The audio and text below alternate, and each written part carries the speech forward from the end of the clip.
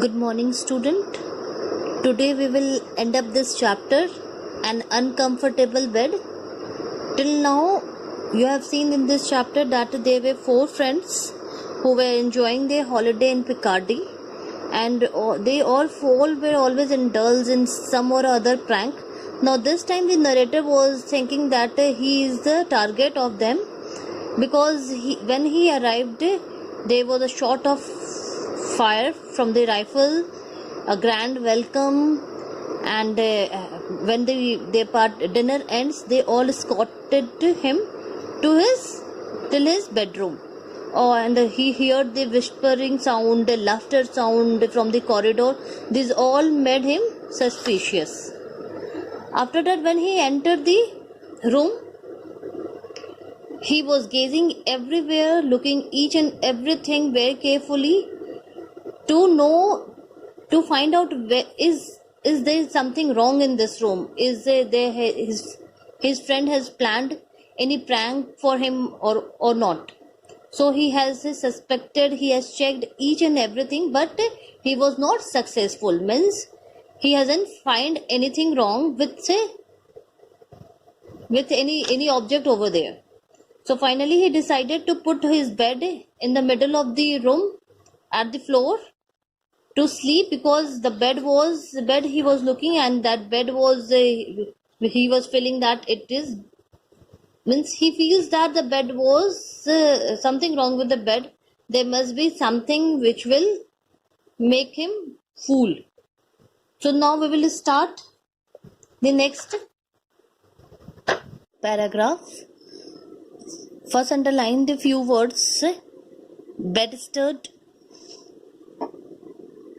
anxiety, extinguished, groping. Bedstead means cot, anxiety means worriedness, anxious, extinguished means to blow off, and groping means search blindly.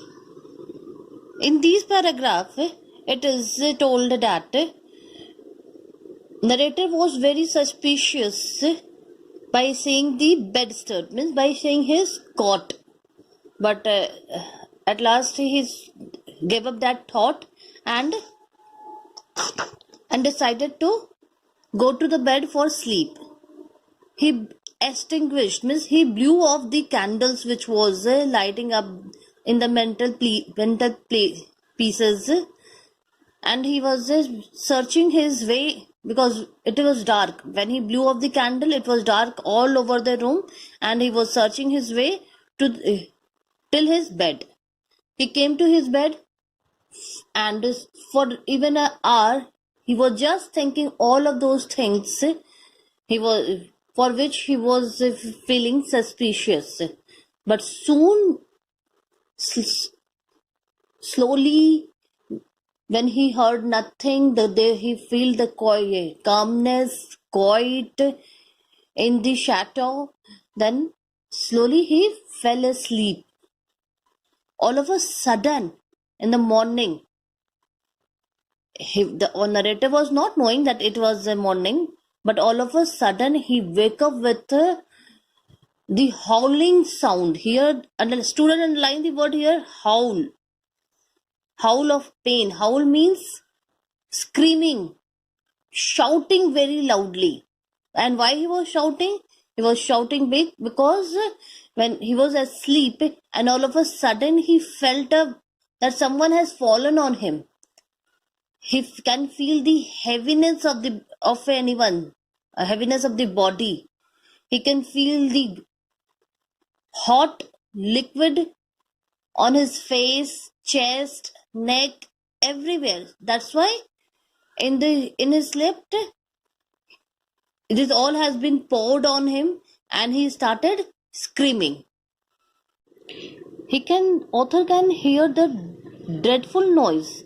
Student underline the word here, dreadful. Dreadful means horrible noise, and that noise was of the sideboard which has fallen, dishes, plate, everything that the servant was having in his hand that has fallen on the floor, and by that sound he was feeling like he cannot hear anything. He was feeling like he has become deaf for few seconds.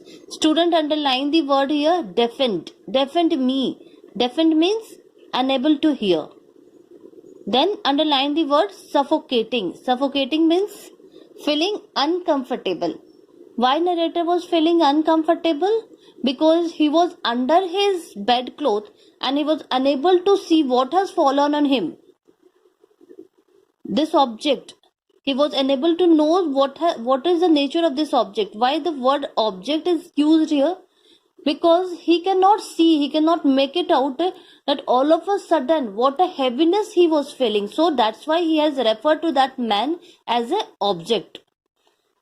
He can only feel the face, nose, eyes, whisker.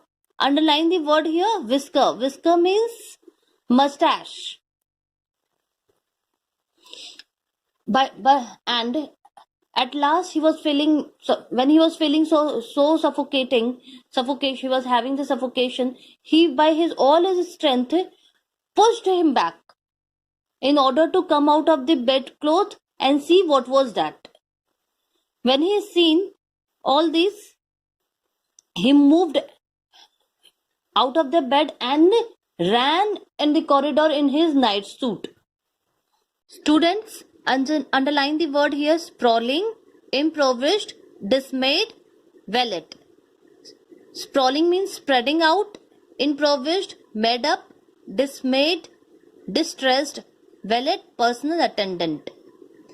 When narrator moved out of his room, then he realized that it was morning.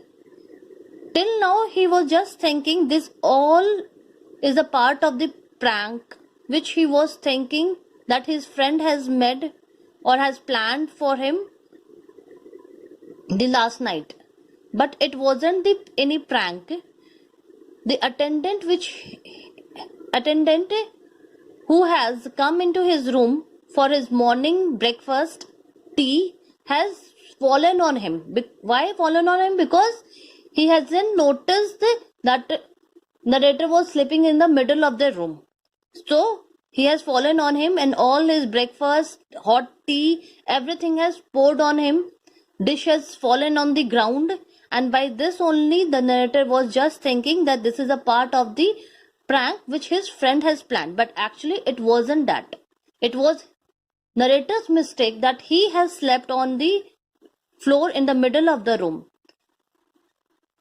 The things from which he was trying to escape has only put him in the problem. He has become overconscious, anxious, worried that he has put his bed in the middle, and that was his mistake. That when in the morning attendant has come to give him his tea breakfast, he was unable to see and has by mistake fallen on him. The screaming sound of the noise of the narrator was heard by his friend, and his friend also came into corridor, and they also knew about the thing which has happened just before, and this made everyone laughed at him.